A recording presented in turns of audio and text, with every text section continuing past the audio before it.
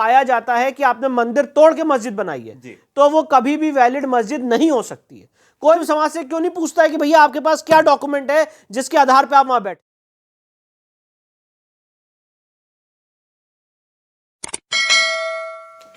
जैसा कि सबको विदित है कि जब जब मुस्लिम आक्रांता भारत के अंदर आए, उन्होंने यहां पर शासन किया, हजारों करोड़ों हिंदुओं की नृशंस हत्या करी। इन आक्रांताओं ने हमारे मंदिर को तोड़ा, अभद्रता करी गई। ये किसी से छिपा नहीं है। आज वर्तमान में भी चाहे पाकिस्तान हो, बांग्लादेश हो, कश्मीर हो, लगातार इन जिहादियों द्वारा हमारे मंदिरों को ध्वस्त किया जा रहा है, तोड़ा जा रहा है। उन पर मंदिरों पर गलत हरकतें करी जा रही हैं, मंदिरों को हथौड़ों से तोड़ा जा रहा है, कहीं पर मूर्तियों पर मलमूत्र किया जा रहा है। ये भारत के अंदर हिंदुओं की संस्कृति को खंडित करने का इन जिहादियों ने जो संकल्प उठा रखा है, ये आने वाले समय में हिंदुओं के लिए कितना खतरनाक साबित होने वाला है, यह हमको अब जानकारी प्राप्त होती चली जा रही है। लेकिन आज का जो विषय है हमारा बड़ा गंभीर विषय है कि जिस प्रकार से अयोध्या में श्री राम मंदिर को बाबर द्वारा तोड़ा गया, यह केवल एक मंदिर नहीं है। भारत के अंदर जितने भी हमारे आराध्य देवों के प्राचीन मंदिर थे, मुस्लिम आक्रांताओं ने लगभग उन्हें तोड़ दिया।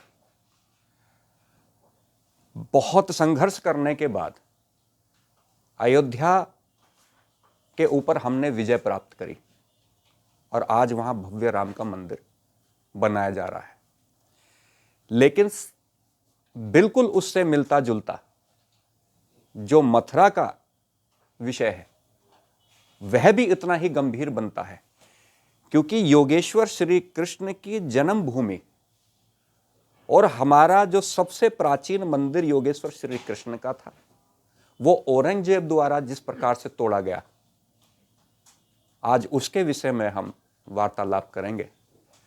हम लगातार मांग कर रहे हैं कि वह मंदिर पुनः निर्माण किया जाए, और यह मामला सुप्रीम कोर्ट में भी आज लंबित। इसी संदर्भ में हमारे सामने हैं विष्णु शंकर जैन जी, जिन्होंने सुप्रीम कोर्ट में इस विषय को उठाया हुआ है, और मैं आज आपसे इस विषय को लेकर ही जानकारी लेना चाहूँगा कि आपने किस आधार पर इस विषय को उठाया है, उसकी जानकारी आप हिंदू समाज को दें।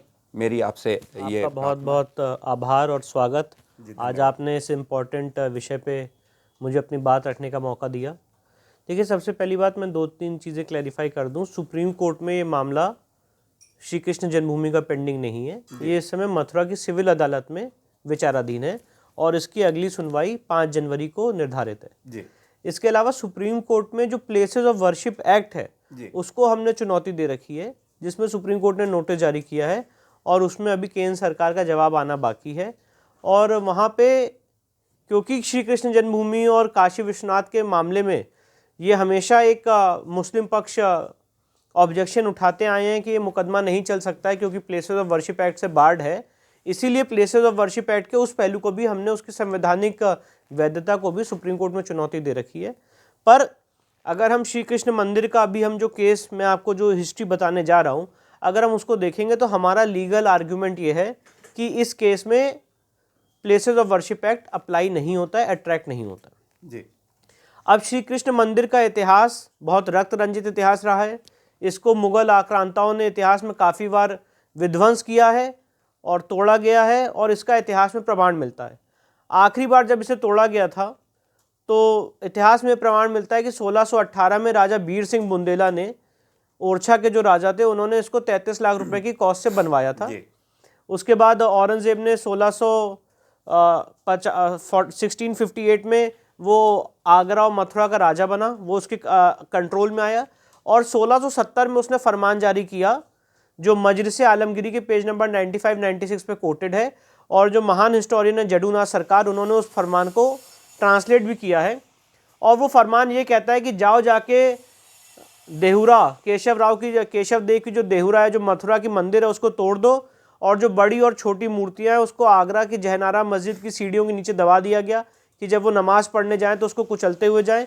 इसके अलावा उस फरमान में ये भी बताया गया कि देखते देखते मूर्ति पूजकों की एक स्ट्रॉन्ग फाउंडेशन तोड़ दी गई और मथुरा का नाम बदल के इस्लामाबाद कर दिया गया। जी।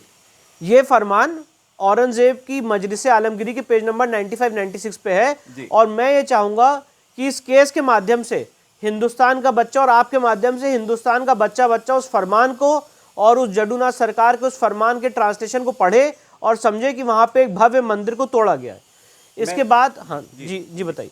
मैं ये जानना चाह रहा हूँ आपसे कि जैसे ये न्यायालय में आप ये इस मुकदमे को लेके गए हैं, तो आपको क्या अब लग रहा है, क्या न्यायालय क्या हमारे पक्ष में आएगी या नहीं आएगी? 110% जी। मैं इस केस में वकील हूँ, राम मंदिर के केस से जुड़ा रहा, मेरे पिताजी उस केस में पिछले 30 साल से जुड़े रहे। हमें अपने लीगल आर्ग्यूमेंट्स पे, हमें अपनी रिसर्च पे पूरा विश्वास है और मैं आपके माध्यम से पूरे हिंदू समाज को ये विश्वास दिलाना चाहता हूँ कि न्यायालय हमारे पक्ष में 100% निर्णय देगी। और मैं ये आज पूरा 100% श्योर हूँ कि हमारे जो तर्क हैं वो स्ट्रांग है और हिंदू समाज की तरफ से हम ये केस लड़ रहे हैं। और अगर हिंदू समाज हमारी रिसर्च को समझेगा और तर्कपूर्ण समझेगा तो आपको भी अभी 5 मिनट में समझ में आएगा कि ये केस में कोई दूसरा व्यू लिया ही नहीं जा सकता। अब उसका कारण ये कि जैसे कि मैंने आपको फरमान की बात बताई कि 1670 में औरंगजेब का ये फरमान हुआ है। इसके बाद 1770 में मराठा आए थे वहाँ पे और बैटल ऑफ गोवर्धन हुआ था और मराठाओं ने पूरी जगह दोबारा मुस्लिम से जीत ली थी। इसके बाद 1815 में राजा पट्नीमल ने, जो बनारस के राजा थे, उन्होंने ये पूरा 13.37 एकड़ जो इस समय अंडर डिस्प्यूट है, अंडर चैलेंज है, जिसपे हमारा ऐसा मानना है सदियों से 5000 साल पुराना हमारा ये मत है कि वहाँ पे भगवान श्री कृष्ण ने जन्म लिया, वही उनकी जन्मभूमि है। उस 13.37 एकड़ में राजा पट्नीमल ने उसको 1815 में ब्रिटिश सरकार से ऑक्शन में खरीद लिया। इसके बाद पंडित मदन मोहन मालवीय की बहुत इच्छा थी कि वहाँ पे एक भव्य कृष्ण मंदिर बने और उसी विचार से उन्होंने राजा पट्नीमल के वंशजों से 13,400 रुपये में ज़मीन खरीद ली और ये सारी ज़मीन ट्रस्ट में निहित हो गई और ट्रस्ट का नाम था श्री कृष्ण जन्मभूमि ट्रस्ट। अब इसके बाद एक बहुत बड़ा फ्रॉड हुआ हिंदू समाज के साथ और एक मिलता जुलता नाम की एक संगठन बनाया गया जिसका नाम था श्री कृष्ण जन्मभूमि सेवा संघ। और श्री कृष्ण जन्मभूमि सेवा संघ 1958 में इसका जन्म हुआ। इसमें बहुत से ऐसे लोग थे जो कांग्रेस के बड़े कद्दावर नेता थे, जैसे द्वारका प्रसाद मिश्र, अनंत शय्यम अयंगार और बहुत से प्रबुद्ध लोग थे जो जिनका उस समय कांग्रेस पार्टी से डायरेक्ट नाता था। उन्होंने इस मामले में सेवा संघ की तरफ से एक केस दायर किया 1964 में और उस केस में मांग की कि जो मुस्लिम समाज के लोग 13.37 एकड़ में कुछ जगह पे वो घुस आए हैं उनको वहां से हटाया जाए। और ये केस दायर करके उन्होंने 12 अक्टूबर 1968 में कॉम्प्रोमाइज कर लिया। तो अब हमारा कहना यह है मथुरा की सिविल कोर्ट में कि जब सारी जमीन ट्रस्ट की थी तो सेवा संघ कैसे कॉम्प्रोमाइज कर सकता है और ये कॉम्प्रोमाइज फर्जी है। और सुप्रीम कोर्ट के काफी जजमेंट्स हैं जो कहते हैं कि अगर कोई चीज फ्रॉड से ऑब्टेन की गई है तो बहुत सालों तक वो कभी भी खत्म की जा सकती है, उसको निरस्त किया जा सकता है। तो जो आपने अगर बंटी बबली पिक्चर देखी हो, 2 लोगों ने मिलकर ताजमहल को बेच दिया था, ये कुछ ऐसे ही वहां पे हुआ है कि जो आदमी किसी भी प्रॉपर्टी का ओरिजिनल मालिक नहीं है, ओरिजिनल ओनर नहीं है, तो वो पहली बात तो केस कैसे दायर कर सकता था और दूसरी बात कॉम्प्रोमाइज कैसे कर सकता था। अब हमारा एक मानना और है, राम मंदिर के केस में सुप्रीम कोर्ट ने पैरा 116-117 में ये फाइंडिंग दी है कि जो मंदिर बनाने का संकल्प होता है वो अमर होता है, वो अमिट होता है। कभी भी कोई आक्रांता या कोई नेचर अगर मंदिर को तोड़ देता है तो मंदिर टूट सकता है, पर जो मंदिर बनाने का संकल्प है वो अमर रहता है, वो अमिट रहता है। तो जो राजा भीड़ सिंह बुंदेला ने 1618 में मंदिर बनाने का संकल्प लिया था और जिसके आधार पर मंदिर बना था, उस संकल्प की लीगल वैलिडिटी है और उस संकल्प को आपको वापस क्रियान्वित करना है। और इसीलिए अगर ये पाया जाता है कि आपने मंदिर तोड़ के मस्जिद बनाई है तो वो कभी भी वैलिड मस्जिद नहीं हो सकती है। कोई भी मुस्लिम स्कॉलर, आप किसी भी मुस्लिम स्कॉलर से पूछिए, और आप क्योंकि बहुत प्रबुद्ध हैं और समाज के अलग अलग लोगों से इंटरेक्ट करते हैं, आप किसी भी मुस्लिम स्कॉलर से पूछिए कि क्या कुरान या क्या इस्लाम इस चीज की इजाजत देता है कि आप मंदिर तोड़ के मस्जिद बना सकते हैं, आपको एक ही जवाब मिलेगा कि नहीं बना सकते। इसके अलावा मैं एक और आर्गुमेंट करना चाहता हूं, मैं कुरानिक लॉ पे नहीं जाना चाहता हूं। कुरान अगर ऐसा कहे भी तो फर्ज करिए हिंदू लॉ के हिसाब से अगर एक जगह मंदिर की हो गई तो वो समय के अंत तक मंदिर की रहेगी, बिल्कुल ठीक। राजा भी उसको नहीं ले सकता है। जो जमीन देवता की है और जो जमीन देवता में निहित हो गई वो हमेशा देवता की रहती है। और इसीलिए अगर कोई ट्रस्टी, कोई शिबायत, कोई भक्त भगवान के इंटरेस्ट के खिलाफ काम करता है तो कोई भी समाज का आदमी उठ के आके ये कह सकता है कि ये काम आपने गलत किया, भगवान के खिलाफ किया, भगवान के इंटरेस्ट के खिलाफ किया, और वो कोर्ट में सामने आ सकता है, अपनी बात रख सकता है। इसका प्रारूप एक ये भी है वकील साहब कि जो हमारी जो मंदिर की व्यवस्था है उसमें प्राण प्रतिष्ठा की जाती है भगवान की जी। और जब एक बार हमारी प्राण प्रतिष्ठा हो जाती है तो हम वहां से उस मूर्ति को नहीं हटा सकते क्योंकि हमारा देव का वहां पे वास हो जाता है। मैं आपसे ये जानना चाहता हूँ, आपने अभी कांग्रेस का भी आपने यहाँ पर उल्लेख किया है। कांग्रेस ने समय समय पर, चाहे अयोध्या का भी मंदिर हो, उसमें काफ़ी अड़ंगे उठाने की कोशिश करी थी, आपको पता है। अगर भविष्य में क्या आपको ऐसा लगता है कि अगर जिस तरह के ये पार्टियां, अन्य पार्टियां हैं, राजनीतिकरण जिस प्रकार से हो रहा है, मुस्लिमकरण जिस प्रकार से आज देश के अंदर बढ़ता चला जा रहा है, मान लीजिए मैं एक उदाहरण देता हूं कि आज मुसलमान देश के अंदर अल्पसंख्यक नहीं है, दुनिया की सबसे बड़ी आबादी और भारत के अंदर सबसे ज़्यादा बढ़ने वाली आबादी को आज हम देश के अंदर अल्पसंख्यक के नाम से पुकार रहे हैं, जो सर्वथा मेरे ख्याल से इससे ज़्यादा विडंबना भारत के लिए और हिंदू जाति के लिए और कुछ हो नहीं सकती। मैं ये आपसे ये प्रश्न पूछना चाहता हूँ, क्या सुप्रीम कोर्ट कल को आपको ये कहने लगे या राजनीतिक तौर से अगर ये दबाव आता है कि नहीं अब ये विवाद का कारण बन जाएगा, ये तो सांप्रदायिक दंगे बन जाएंगे, तो क्या अब इस मामले को में हिंदुओं को पीछे हट जाना चाहिए? देखिए, मैं और मेरे पिताजी राम मंदिर के केस से जुड़े रहे जी, और राम मंदिर के केस में जब सुप्रीम कोर्ट ने कॉम्प्रोमाइज के लिए भेजा था अयोध्या सारी पार्टीज को जी, उसमें हम भी थे जी, और उस कॉम्प्रोमाइज में बहुत सी ऐसी बातें हुई जो मैं यहाँ पे पब्लिकली नहीं कह सकता हूँ। चाहूं तो मैं कह सकता हूँ, पर एक मर्यादा है जिसको मैं नहीं लांघना चाहता हूँ, क्योंकि उस समय सुप्रीम कोर्ट ने ये कहा था कि जो भी कॉम्प्रोमाइज में बातें हों वो पब्लिक में बाहर नहीं आनी चाहिए। इसलिए उस मर्यादा को आज भी मेंटेन करते हुए मैं बातें यहाँ पे नहीं बोलना चाहता हूँ। पर मेरा कहना यह है, जहां तक आपने बात कही पीछे हटने की, जी, आपके कैमरे पे और जहां तक लोग मुझे और मेरे परिवार को जानते हैं, हम लोग कभी पीछे नहीं हटते। जो बात हम कहते हैं उससे पीछे नहीं हटते। ये केस हमने अपने भगवान, अपने ईश्वर, अपने आराध्य भगवान श्री कृष्ण के लिए फाइल किया है, और अगर हम पीछे हट जाएंगे तो कानून में ऐसी व्यवस्था है कि समाज तो पहली बात तो हमें गद्दार कहेगा ही कहेगा, कानून में ऐसी व्यवस्था है कि कोई दूसरा उठ खड़ा होगा और उस मंदिर के लिए वापस लड़ाई लड़ेगा। जहां तक मेरा प्रश्न है और मेरे परिवार का प्रश्न है, मेरे पिताजी का प्रश्न है, ईश्वर कभी हमारी मति ऐसी ना, मुझे लगता है कभी करेगा भी नहीं, अब हमेशा हमेशा हमेशा हमें सद्बुद्धि देगा। हमारे पीछे हटने का प्रश्न उठता ही नहीं है, चाहे राजनीतिक दबाव हो, चाहे कोई भी उसमें कारण हो। हमने अपना केस इसीलिए कोर्ट में दायर किया, हम किसी नेता के पास नहीं गए, किसी संसद में नहीं गए, क्योंकि हमें न्याय की जो उम्मीद है इस देश के न्यायालय से उम्मीद है और हम अपनी बात लीगल तौर से कोर्ट में रख रहे हैं। तो इसमें इसलिए किसी भी तरह का पॉलिटिक्स का या कॉम्प्रोमाइज का सवाल ही नहीं उत्पन्न होता है। देखिए, ये विष्णु शंकर जैन जी ने अभी आपने बहुत अच्छी बात कही कि कुछ अयोध्या के मामले में भी या मथुरा श्री कृष्ण के मंदिर के मामले में भी जो अन्य पार्टी रहीं, जो मुस्लिम परस्त रही हैं, चाहे कांग्रेस रही हैं, उन्होंने हमारे मंदिरों को एक तरीके से लंबित करने का अपनी तरीके से पूरी तरह से प्रयास करा।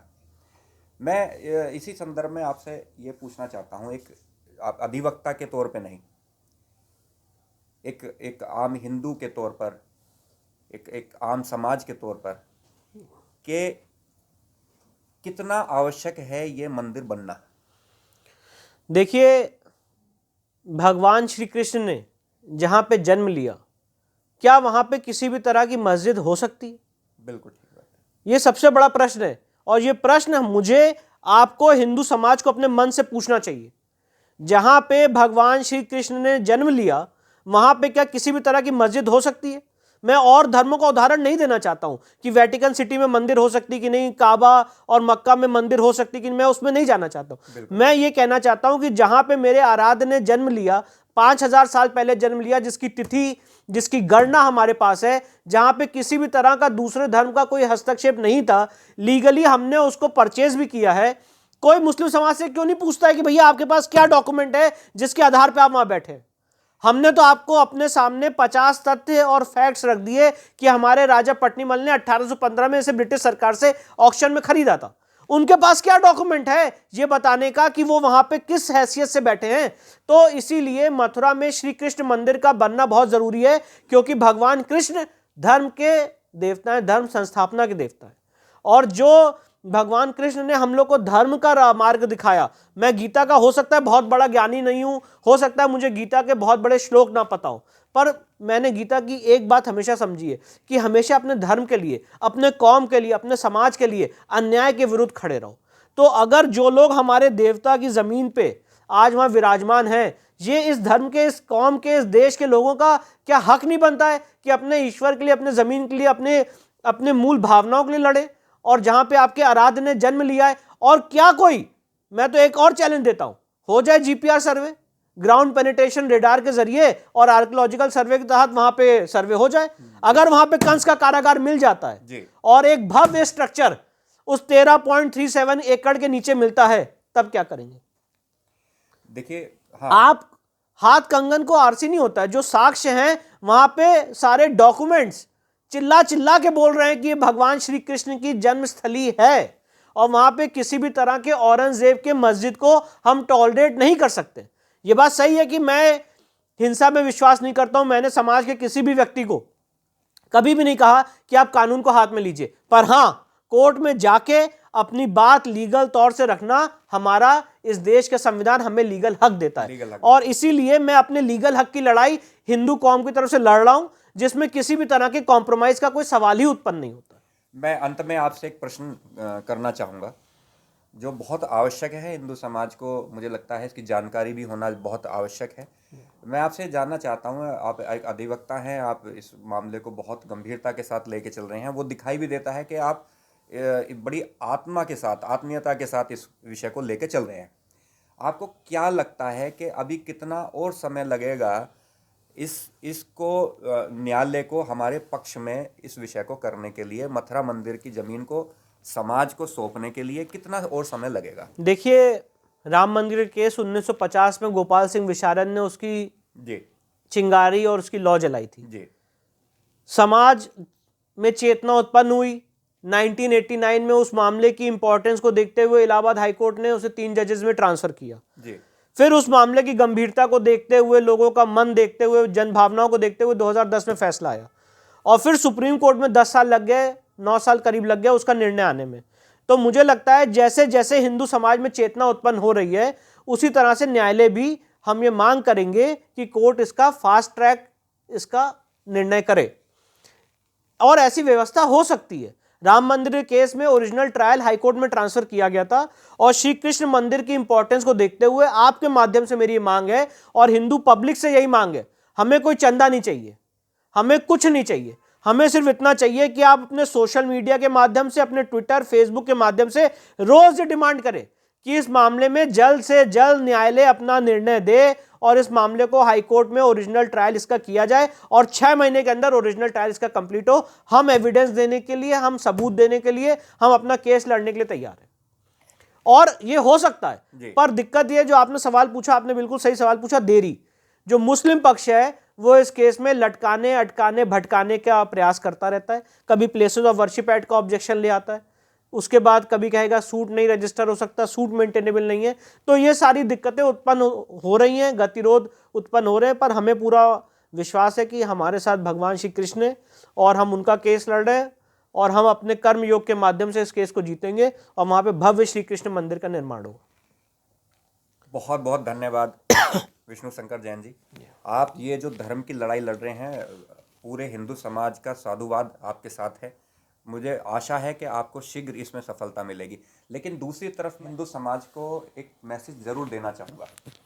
अभी जैसे वकील साहब ने कहा है कि जितनी मजबूती के साथ आज ये अपना कोर्ट में केस लड़ रहे हैं मथुरा श्री कृष्ण मंदिर का, ये संभव तभी हो पाएगा, वह मंदिर तभी बन पाएगा जब हिंदू समाज जाग जाएगा। और जब तक हिंदू समाज नहीं जागेगा, उसके अंदर चेतना नहीं आएगी, याद रखिए इसी प्रकार से हमारे मंदिर तोड़े जाएंगे, नष्ट करे जाएंगे, उन पर अश्लील हरकतें करी जाएंगी। आज हिंदू समाज को जागृत होने की आवश्यकता है, एकत्र होने की आवश्यकता है। जितनी जल्दी आप एकत्र हो जाएंगे उतनी जल्दी इस मंदिर का निर्माण हो जाएगा। इस मंदिर का निर्माण केवल एक यहीं तक सीमित नहीं है कि केवल एक यहाँ एक मंदिर का निर्माण होना है। ये हिंदुओं के अस्तित्व का सवाल है, हिंदुओं की मर्यादा यहीं से बनी। तो आज बहुत गंभीर वार्ता आज विष्णु जैन जी के साथ हुई। मैं एक बार पुनः आपको धन्यवाद देता हूँ, सह आभार, आपको बहुत बहुत साधुवाद।